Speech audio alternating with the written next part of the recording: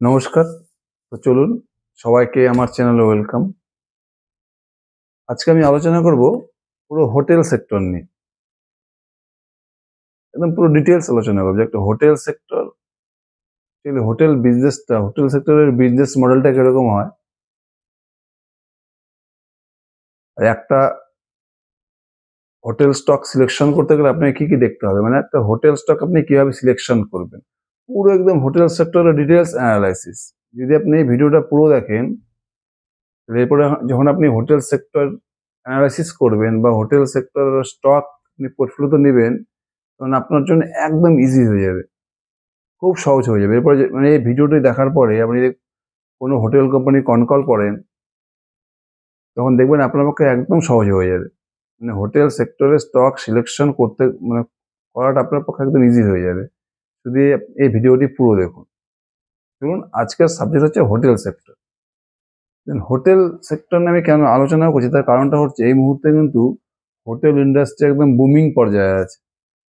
মানে আপনি যদি লাস্ট 2-3টে কোয়ার্টারে মোটামুটি যেগুলো টপ হোটেল কোম্পানি আছে, ইন্ডিয়ান হোটেলস বা আইটিসি হোটেল, স্যালেট হোটেলস বা লেমন ট্রি, যদি আপনি কল দেখেন, প্রত্যেকটা হোটেল কোম্পানি কিন্তু একই কথা বলছে যে প্রচুর ডিমান্ড আছে এখন হোটেলের। লাক্সারি হোটেলের মানে প্রিমিয়াম হোটেলের ডিমান্ড কিন্তু প্রচুর আছে। এত ডিমান্ড হচ্ছে হচ্ছে যে এরা ঠিকঠাক রুম সাপ্লাই দিতে পারছেন। এই ডিমান্ড কিন্তু নেক্সট 3-4 ইয়ার্সে এই ডিমান্ড আরো বাড়তেই থাকবে। বুঝতে পারছেন হোটেল ইন্ডাস্ট্রিটা এখন কোন জায়গায় আছে, মানে একটা সুপার গ্রোথ স্টেজে আছে হোটেল ইন্ডাস্ট্রি। তো আজকে চলুন আমি পুরো হোটেল ইন্ডাস্ট্রি বা বলতে পারেন হোটেল সেক্টরের পুরো বিজনেস নিয়ে আমি আজকে আলোচনা করবো। অ্যাকচুয়ালি হোটেল বিজনেসটা এটা কিন্তু একটা ইজি বিজনেস নয়। পুরো যদি আপনি হোটেল বিজনেসটা দেখেন, এটা কিন্তু খুব ডিফিকাল্ট বিজনেস। এটা হচ্ছে হেভি কেপেক্স বিজনেস।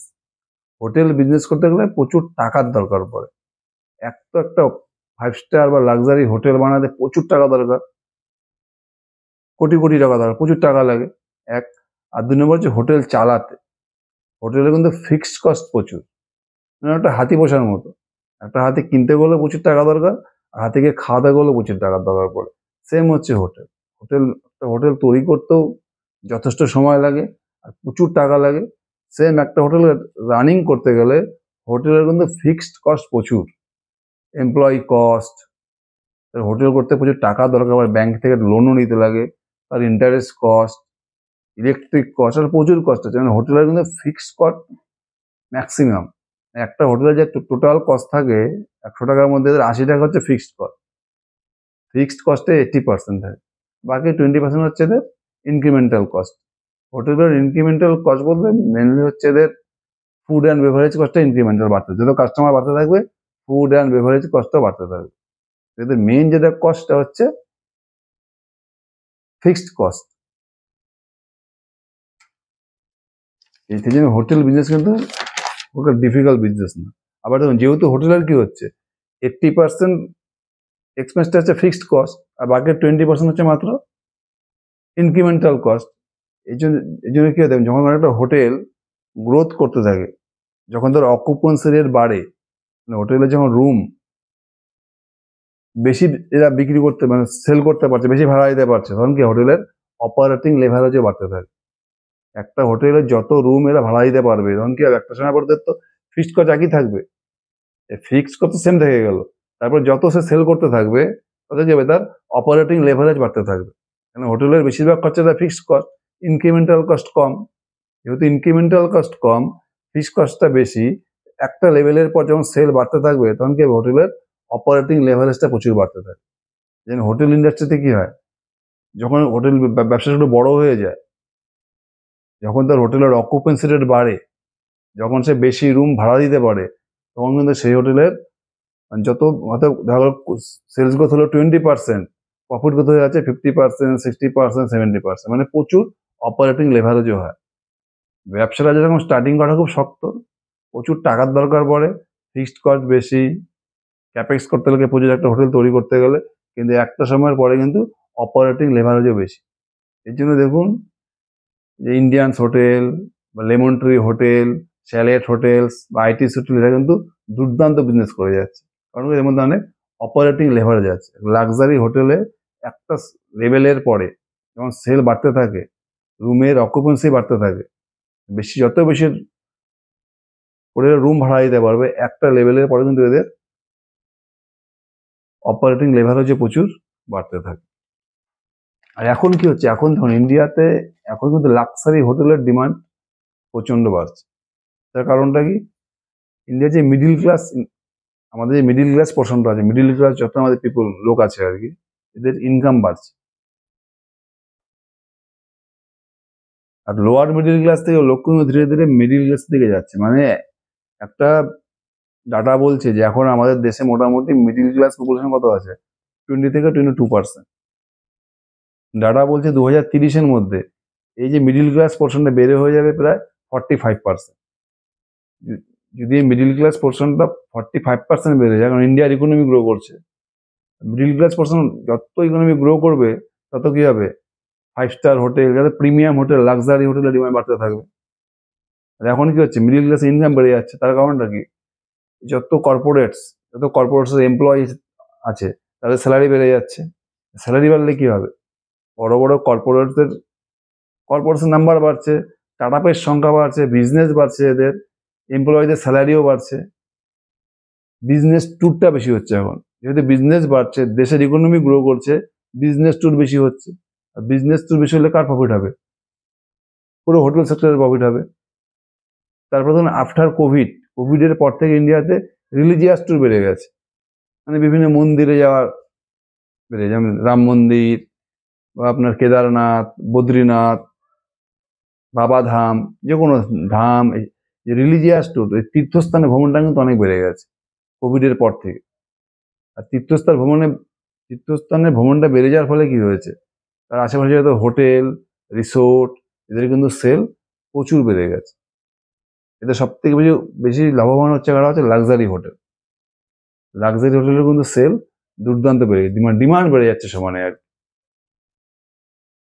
বুঝতে পারলো, প্রিমিয়াম হোটেল যেগুলো, লাক্সারি হোটেলের বিজনেস কেন বাড়ছে এত, এখন কিন্তু লোক শুধু করছে লাক্সারি ডিমান্ড। তার মানে কি, দেখুন আমাদের দেশে যত ইয়ং জেনারেশন আছে, এডুকেটেড যারা ইয়ং জেনারেশন, যারা মানে বড় বড় কর্পোরেটসে কাজ করে, মাইক্রোসফটের মতো কোম্পানিতে কাজ করে, এরা তো হিউজ স্যালারি পাচ্ছে, ইয়ারলি 1 কোটি, 1.5 কোটি, 2 কোটি টাকা প্যাকেজ পাচ্ছে। যে অ্যাফ্লুয়েন্ট, এদেরকে বলে অ্যাফ্লুয়েন্ট আর কি, হাই নেটওয়ার্থ ইন্ডিভিজুয়াল যারা আছে তাদেরকে অ্যাফ্লুয়েন্টও বলা যায়। প্রচুর ইনকাম, সব ইয়ং, কিন্তু 25 বছর, 30 বছর, 28 বছর, এই যে ছেলে মেয়েদের যারা বড় বড় কর্পোরেটসে জব করছে আর কি, এতে হিউজ স্যালারি পাচ্ছে এরা, yearly minimum 50 lakh package, 1 crore package. এদের কিন্তু লাইফস্টাইলও খুব হাইফাই, এরা কিন্তু প্রচুর খরচাও করে।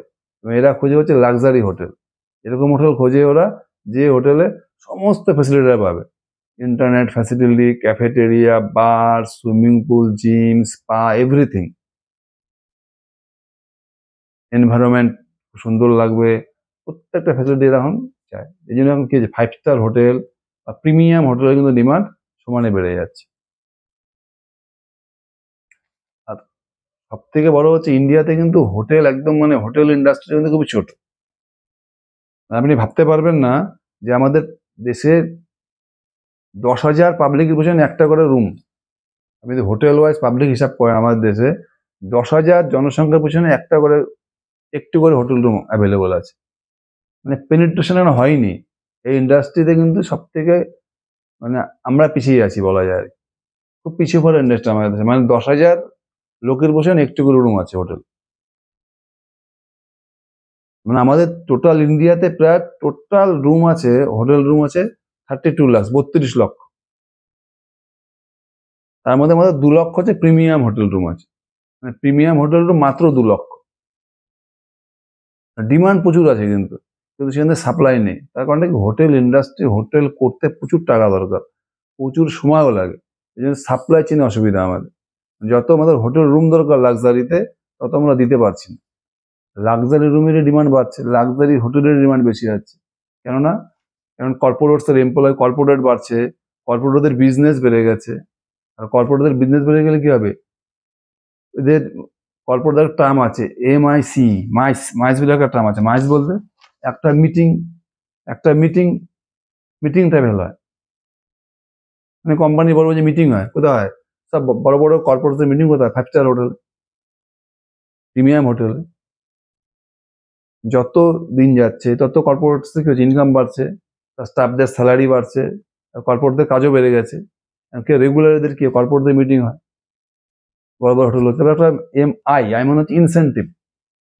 কর্পোরেটদের যত সেল বাড়ে কোম্পানিদের, টিসিএস, ইনফোসিস, যত হাই লেভেলের বড় বড় কর্পোরেট আছে, তত এরা কোম্পানিদের কি এইসব স্টাফদের ইনসেন্টিভ দেয়, বোনাস দেয়। সেই ইনসেন্টিভে কি হয়, এরা বড় বড় হোটেলে ট্যুর দেয়।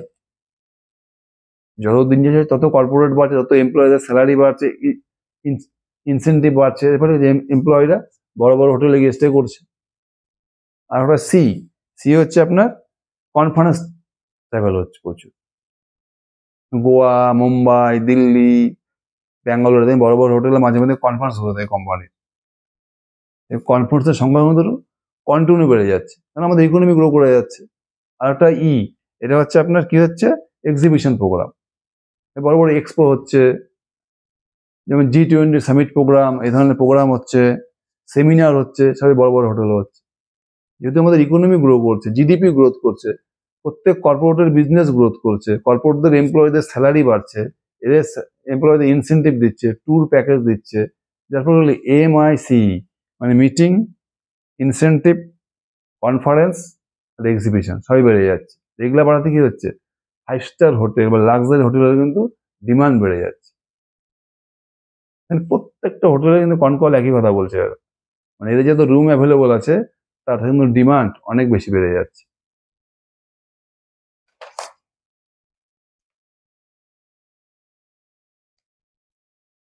এই জন্য সমস্ত হোটেল কোম্পানি দেখবেন এখন, যত হোটেল কোম্পানি ITC থেকে শুরু করে লেমন ট্রি, শ্যালেট হোটেলস বা ইন্ডিয়ান হোটেলস, প্রত্যেকে কিন্তু জোর দিচ্ছে প্রিমিয়াম।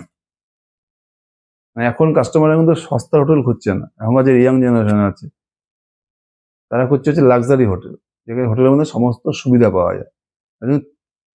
যদি আপনি ইন্ডিয়ান হোটেলগুলো দেখেন, লেক প্যালেস বা তাজ প্যালেস, এগুলো যদি দেখেন, সব কিন্তু লাক্সারি হোটেল। যদি ITC হোটেলটা দেখেন, ওই কলকাতায় যেটা আছে সোনার বাংলা মারা, মানে মনে হবে একদম আপনি স্বর্গে চলে এসেছেন, এত লাক্সারি হোটেল। যে কোনো লেমন ট্রি হোটেল দেখেন, লেমন ট্রি হোটেলগুলো একটু মানে মিড পোর্শনে বলতে পারেন, অতটা প্রিমিয়াম না। বা শ্যালেট হোটেলের দেখুন, ম্যারিয়েট হোটেল, বিশাল লাক্সারি হোটেল। প্রত্যেকে কিন্তু এখন ছুটছে ব্র্যান্ড মানে প্রিমিয়াম হোটেলের দিক। এই জন্য সমস্ত কোম্পানি কি করছে দেখবেন, যত ব্র্যান্ডেড কোম্পানি দেখবেন, প্রত্যেকটা কোম্পানি ITC হোটেল থেকে শুরু করে, স্যালেট থেকে শুরু করে লেমন ট্রি বা ইন্ডিয়ান হোটেলস, প্রত্যেকে কিন্তু জোর দিচ্ছে এক্সপেনশন। এখন একটা হোটেলের এক্সপেনশন করতে গেলে তিন ভাবে এক্সপেনশন করা যায়: brown field expansion, green field, আর হচ্ছে কনভার্সন। গ্রিন ফিল্ড মানে হচ্ছে একদম নতুন করে হোটেল তৈরি, সব থেকে ডিফিকাল্ট কাজ। কারণ নতুন করে হোটেল তৈরি করতে গেলে কি লাগে, আপনার ল্যান্ড কিনতে হবে, হোটেল বানাতে হবে, এটা বানাতে 3 থেকে 4 বছর লেগে যায়। তারপরে সেই হোটেলকে প্রফিটেবল হতে আরো 2 থেকে 3 বছর, এটা কিন্তু খুব সময় সাপেক্ষ ব্যাপার। আর এটা কি ব্রাউন ফিল্ড এক্সপেনশন মানে আমার কোনো পুরনো হোটেল আছে, সেই হোটেল হাতে আমি আরো 1 তলা 2 তলা বাড়িয়ে দিলাম। বা পুরনো হোটেলে আমার 200 রুম ছিল, আমি আর 100 রুম বাড়িয়ে নিলাম। এটাকে বলা হচ্ছে ব্রাউন ফিল্ড এক্সপেনশন। এখানে সময়টা কম লাগে, তাড়াতাড়ি গ্রো করা যায়। আর একটা হচ্ছে কনভার্সন, মানে আমার কোনো পুরানো হোটেল ছিল, সেই হোটেলটাকে আমি প্রিমিয়াম বানিয়ে নিলাম, ওটা নতুন একটা মডেল বানালাম ওটা। এই 3টে মডেলে কিন্তু এক্সপেনশন করতে পারে একটা হোটেল। এদের মধ্যে সব থেকে বেস্ট মডেল হচ্ছে কনভার্সন।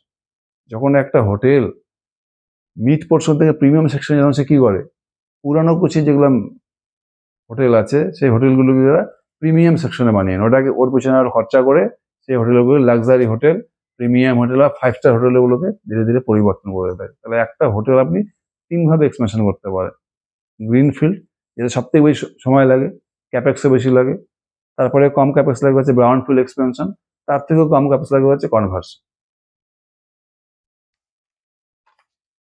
এবার আপনি যদি দেখেন, তাহলে তাহলে এখন একটা ওই যে হোটেল ইন্ডাস্ট্রিগুলো বুম কেন করছে, হোটেল ইন্ডাস্ট্রি বুম করার 3টে কারণ আছে। 1 নম্বর কারণ হচ্ছে কোভিডের পর থেকেই দেখবেন আমাদের রিলিজিয়াস ট্রাভেল বেড়ে গেছে। বিভিন্ন ধাম মন্দিরে ভ্রমণ করা, তীর্থস্থানে ভ্রমণ করা, কেদারনাথ, বদ্রীনাথ, এইসব জায়গায় ভ্রমণ করার প্রবণতা বেড়ে গেছে। এইসব জায়গায় প্রবণতা বেড়ে যাওয়াতে কি হয়েছে, এসব ধর্মস্থানের তীর্থস্থানের আশেপাশে যত হোটেল আছে, হোটেল রেস্টুরেন্ট, প্রত্যেকের বিজনেস বেড়ে গেছে। এই যখন কি যত বড় বড় ব্র্যান্ডেড হোটেল আছে, সবাই কি করছে এখন, এই তীর্থস্থানগুলোর আশেপাশে কিন্তু এরা বড় বড় রেস্টুরেন্ট, তারপরে আপনার রিসোর্ট, বড় বড় হোটেল, এরা ওখানে কিন্তু বানানোর চেষ্টা করেছে প্রত্যেকটা কোম্পানি। দেখো তারপরে কি হয়েছে, কর্পোরেট ট্রাভেল বেড়ে গেছে, মানে কর্পোরেটদের বিজনেস বেড়ে গেছে, ইকোনমি গ্রো করে গেছে। কর্পোরেটদের স্টাফদের স্যালারি বাড়িয়ে দিয়েছে, স্টাফদেরকে ইনসেন্টিভ দিচ্ছে, স্টাফদেরকে হোটেলের ট্যুর প্রোগ্রাম করছে। এর ফলে 5 স্টার হোটেল বা লাক্সারি হোটেলের ডিমান্ড বেড়ে গেছে। তারপরে কর্পোরেটদের মিটিং বেশি হচ্ছে, এখন কনফারেন্স বেশি হচ্ছে। সব থেকে কিন্তু লাভবান হচ্ছে এই যত ব্র্যান্ডেড হোটেল আছে, লাক্সারিয়াস হোটেল যত আছে। এবার হচ্ছে আপনি যখন হোটেল সেক্টরে কোনো স্টককে সিলেক্ট করবেন, আমাকে কি কি দেখতে হবে। ফার্স্ট পোর্শন আমাকে দেখতে হবে হচ্ছে হোটেলের সব থেকে ইম্পর্টেন্ট জিনিস, সেটা হচ্ছে লোকেশন। একটা কোম্পানি কিভাবে লোকেশনকে ডাইভার্সিফাই করেছে। মানে একটা হোটেলের বিজনেস কিন্তু খুব সিক্লিক্যাল বিজনেস হয়, খুব সিজনাল হয় হোটেলের বিজনেস, খুব সিজনাল। যেমন সামার ভ্যাকেশন থাকবে, উইন্টার ভ্যাকেশন থাকবে, হোটেলের কিন্তু বিজনেস পুরো ডাউন চলবে। ফেস্টিভ্যাল সিজনে হোটেলের বিজনেস পুরো ডাউন হয়ে যায়। মানে বছরে মোটামুটি 3 থেকে 4 মাস কিন্তু হোটেলের বিজনেস অবস্থা খুব খারাপ থাকে। এরা 6-7 মাস 8 মাসেই সারা বছরের ইনকাম করতে হয় আর কি। এই জন্য দেখতে হবে একটা হোটেল তার পোর্টফোলিওটাকে কিভাবে ডাইভার্সিফাইড করে, মানে তার যে লোকেশন, নতুন নতুন হোটেল, যে বিভিন্ন হোটেলের লোকেশনটা খুব ইম্পর্টেন্ট। মানে একটা হোটেলকে তার পোর্টফোলিওকে একটা হতে পারে, সে কিছু হোটেল করলো কোথায়, এয়ারপোর্টের কাছে। এয়ারপোর্টের কাছে যত হোটেল করবে, লাক্সারি হোটেল, কি হবে তার সুবিধা, যত আমার বিদেশি কাস্টমার আছে, ফরেন কাস্টমার, ইন্টারন্যাশনাল কাস্টমারটা বেশি ক্যাচ করতে পারবো। এয়ারপোর্টের পাশে যত আমার লাক্সারি হোটেল থাকবে, তারপরে যত আমার তীর্থস্থান আছে, ধর্মীয় স্থান, তার আশেপাশে যাতে আমি লাক্সারি হোটেল করতে পারবো, রিসোর্ট করতে পারবো, তাতে কি হবে, আমার যারা তীর্থস্থানে ভ্রমণ করতে আসবে সে কাস্টমারটাকে আমি টানবো। আর একটা হচ্ছে যেখানে ক্রাউড আছে, মেন টাউনের উপরে যত কর্পোরেট অফিস রয়েছে, কোম্পানি, তার আশেপাশে যাতে আমি হোটেল করতে পারবো, বড় বড় হোটেল করতে পারবো। তাতে কি হবে, আমি কর্পোরেট পুরো কর্পোরেটসের যে ট্রাভেলস, ট্যুরস, ওদের প্রোগ্রাম, সব প্রোগ্রামগুলোকে মেনটেন করতে পারবো, আমার হোটেলে হবে। আমাদের যত ডাইভার্সিফাইড হবে, তত কি হবে, তত এদের সিজনালিটা কমে যাবে। তখন কি হবে, এরা পুরো সারা বছর বিজনেস করতে পারবে। আমাকে হোটেল সেক্টরের স্টক যখন আমি খুঁজবো, আমার দেখতে হবে তার পোর্টফোলিওটা কিরকম, তার হোটেলের লোকেশনটা খুব ইম্পর্টেন্ট। সে যদি শুধু এয়ারপোর্টের সামনে তার হোটেল থাকে, সে শুধু ইন্টারন্যাশনাল কাস্টমার টার্গেট করছে। তার যদি মেন টাউনে যদি বড় বড় হোটেল না থাকে, সেখানে কর্পোরেটসকে টার্গেট করতে পারবে না। প্লাস যদি ভারতবর্ষে তীর্থস্থানের বুম চলছে, তীর্থস্থানের ভ্রমণ প্রচুর বেড়ে গেছে, তাই তীর্থস্থানগুলোর আশেপাশেও টার্গেট করতে হবে। এরকম স্টক খুঁজতে হবে যার পোর্টফোলিওতে 3 ধরনের হোটেলই আছে, তীর্থস্থানও আছে, এয়ারপোর্টের পাশেও আছে, প্লাস মেন টাউনের ভিতরেও আছে। এই একটা প্রশ্ন গেল। আর 2 নম্বরকে দেখতে হবে, তাকে দেখতে যে হোটেলগুলো বাড়াচ্ছে, হোটেলের ইনকামটা তো বললাম সিজনাল, তাকে কিছু ফিক্সড ইনকাম খুঁজতে হবে। মানে হোটেলের মধ্যে তাকে হয়তো এরকম কিছু কমার্শিয়াল পেজ বানাতে হবে। কমার্শিয়াল পেজ বানায় সে হোটেলের মধ্যে কিছু কিছু জিনিস দিয়েই হবে রেন্টে, হয়তো কোনো স্পা বানিয়ে দিল, কোনো বিউটি পার্লার বানিয়ে দিল। এই ধরনের তাকে হোটেলের মধ্যেই কিছু কমার্শিয়াল পেজ বানাতে হবে। পেজ বানিয়ে সেগুলো সে কি করবে, অফিস বানিয়ে ভাড়া দিয়ে দিবে, রেন্টে দিয়ে দিবে, কিন্তু সেই ইনকামটা কি হবে, তার ফিক্সড ইনকাম থাকবে। সেই ইনকামটা কিন্তু আপ ডাউন করবে না, মানে সিজনালিটির বাইরে থাকবে, সেটা একদম এই পুরো ইনক্রিমেন্টাল ইনকাম থাকবে এটা। যদি হোটেলের মধ্যে কিছু কমার্শিয়াল পেজ বানিয়ে রেন্টে দিতে পারে, এটা তার ফিক্সড ইনকাম হয়ে গেল। আর ইনকাম প্রতি বছর রেগুলার ইয়ারলি এর একটা ইনক্রিমেন্টাল হারে বাড়তেই থাকবে।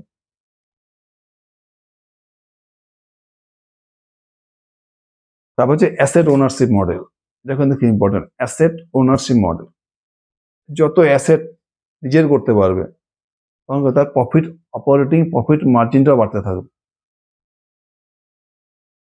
যত সে নিজের অ্যাসেট বানাতে পারবে, রিসোর্ট, রেস্টুরেন্টস, প্রিমিয়াম ব্র্যান্ডেড যত বানাতে পারবে, তার কি হবে, তত প্রফিট মার্জিনটা বাড়তে থাকবে। এটা কিন্তু ইম্পর্টেন্ট জিনিস, অ্যাসেট ওনারশিপ।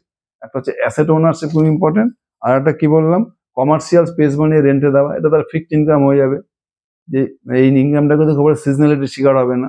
আর 3 নম্বর কি বলুন, স্ট্র্যাটেজিক লোকেশন ওয়াইজ তাকে ডিফারেন্ট ডিফারেন্ট লোকেশন হোটেল করতে হবে, তাহলে কি হবে, তার ইনকামটা মোটর সারা বছরই থাকবে, সেও তাহলে সিজনালিটির অতটা শিকার হবে না।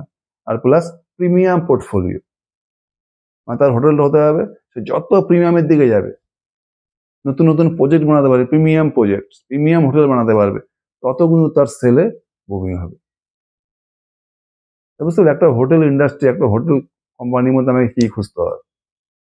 এক হচ্ছে প্রিমিয়ামাইজেশন, 2 নম্বর স্ট্র্যাটেজিক লোকেশন, 3 নম্বর যে ফিক্সড ইনকাম, যে ইনকামগুলো সিনিয়রিটির শিকার হবে না, সেই ইনকামে যদি কিছু ব্যবস্থা করতে পারে, মানে হোটেলের মধ্যে কিছু কমার্শিয়াল স্পেস বানিয়ে রেন্টে দেওয়া, কোনো স্পা বানিয়ে দিল, যোগা সেন্টার করে দিল,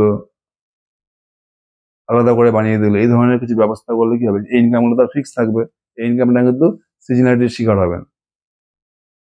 এবার এই একটা, আর একটা হচ্ছে কি, হোটেলের পোর্টফোলিওর মধ্যে আরেকটা কাজ করতে হবে, প্রিমিয়ামও, মানে যখন প্রিমিয়াম সেকশন দেখা গেলো, একটা সময় প্রিমিয়াম সেকশনের ডিমান্ড কমে গেল, তাকে প্রিমিয়াম এমন কিছু প্লেসে হোটেল করতে হবে যেখানে প্রিমিয়ামটা চলে না, সেখানে মিড সেকশন চলে, সেখানে মিডিয়াম কোয়ালিটির হোটেল করতে হবে, কোনো জায়গায় চলবে অ্যাফোর্ডেবল হোটেল, তাকে পুরো ডাইভার্সিফাইড পোর্টফোলিও করে রাখতে হবে। যে কোম্পানিটা এই কাজটা করতে পারবে, সেই কোম্পানির গ্রোথটা কি হবে, গ্রোথটা কিন্তু সেকুলার হবে, অতটা সিজনাল হবে না। তাহলে আমি যে এই হোটেল কোম্পানির 4টা বেস্ট স্টককে দেখি, Indian hotels, lemon tree, ITC hotel আর স্যালেট হোটেলস। তার মধ্যে আমার ফেভারিট স্টক হচ্ছে স্যালেট হোটেলস। তার কারণটাকে আমি বলছি। এবার স্যালেটের দেখবেন এখন মোটামুটি ওদের 11টা হোটেল আছে, এদের সব প্রিমিয়াম, মানে একদম লাক্সারি হোটেল। ম্যারিয়েট হোটেল দেখবেন, ওয়েস্টিন হোটেল দেখবেন, নোভোটেল দেখবেন, সব প্রিমিয়াম। ম্যারিয়েট তো জানেন বিশাল বড় ব্র্যান্ড, ইন্টারন্যাশনাল হোটেল। এটা ইন্ডিয়াতে কি হয়েছে, স্যালেট হোটেল কি করে গ্রুপটা, ম্যারিয়েট হোটেলকে পুরো চালা হচ্ছে এরাই, মানে এরা ফ্র্যাঞ্চাইজির মতো নিয়ে নিয়েছে, যেন বরুণ মেহরা যেন পেপসিকো নিয়ে নিয়েছে, সেরকম স্যালেট হোটেল কি করেছে, ম্যারিয়েট হোটেলকে পুরো ব্র্যান্ডটা ওরা ইন্ডিয়াতে ওরাই চালাচ্ছে আর কি, বরুণ বেভারেজের মতো। এদের যত হোটেল আছে, ম্যারিয়েট, তারপরে আপনার ওয়েস্টিন, নোভোটেল, সব কিন্তু প্রিমিয়াম সেকশনের হোটেল।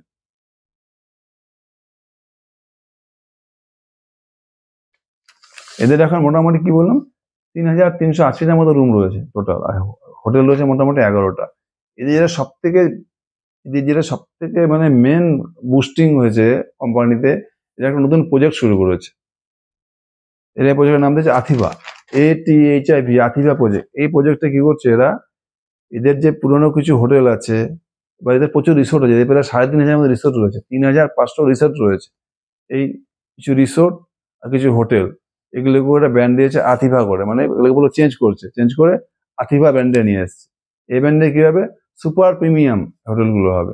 মানে এখনকার যারা মডার্ন ট্রাভেলার্স রয়েছে, যারা অ্যাফ্লুয়েন্ট ট্রাভেলার, মানে যারা মিলেনিয়ালস, প্রচুর পয়সা আছে যাদের, ইয়ং জেনজি জেনারেশন, এদেরকে অ্যাট্রাক্ট করার জন্য একটা ব্র্যান্ড নিয়ে এসছে আথিভা, যেখানে সমস্ত প্রিমিয়াম ফেসিলিটি থাকবে এখানটায়।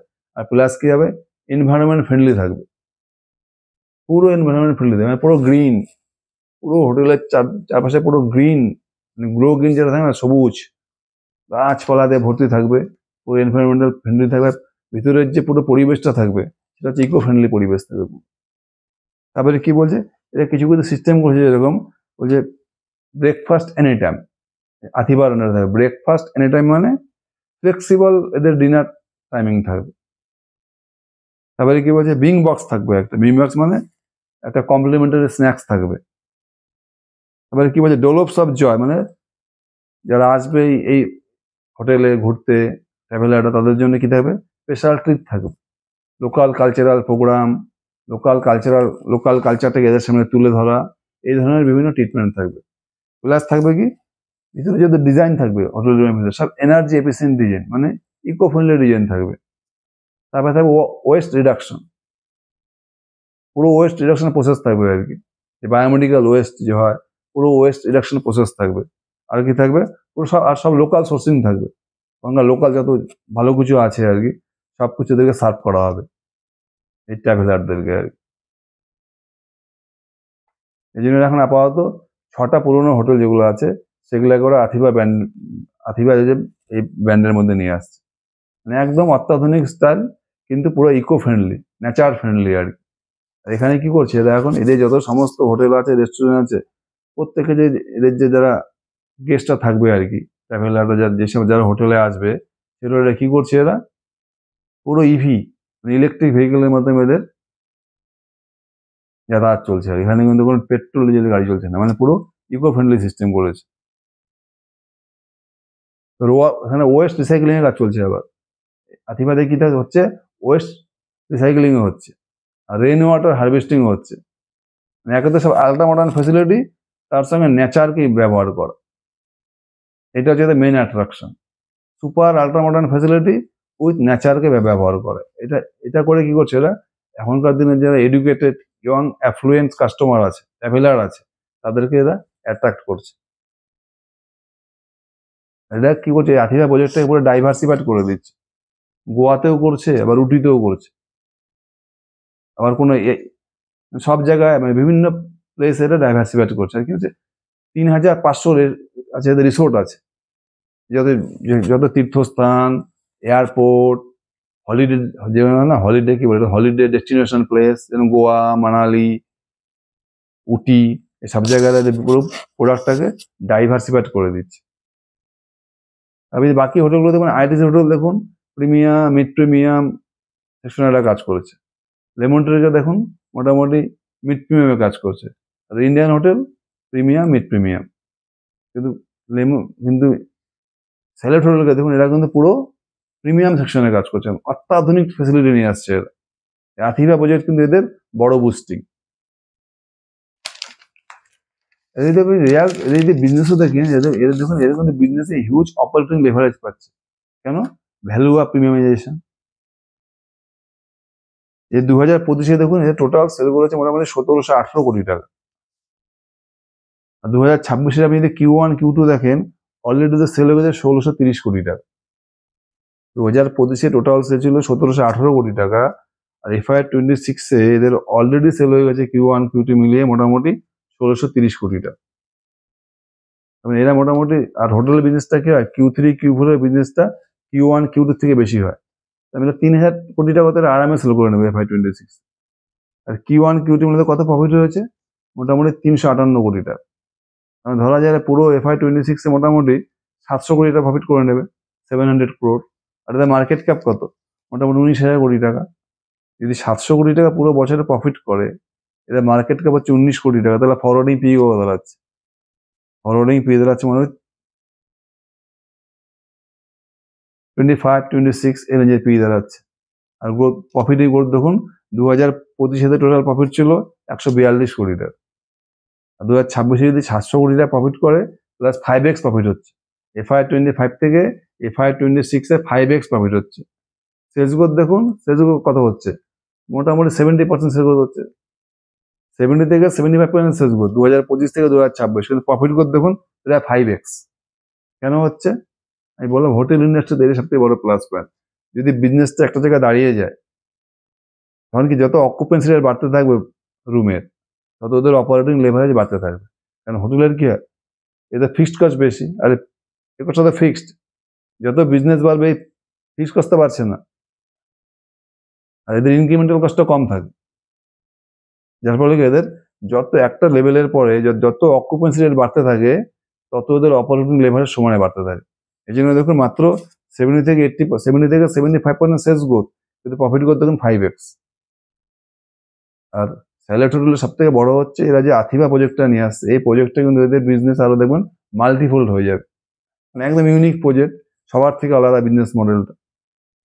এই জন্য এই হোটেল সেক্টরের এখন এই মুহূর্তে আমার সব থেকে ফেভারিট স্টক হচ্ছে স্যালেট হোটেলস। আপনারাও স্টাডি করুন, আমি যতটা সম্ভব চেষ্টা করলাম বোঝানোর পুরো হোটেল সেক্টরটাকে, আপনারাও দেখুন। Thank you.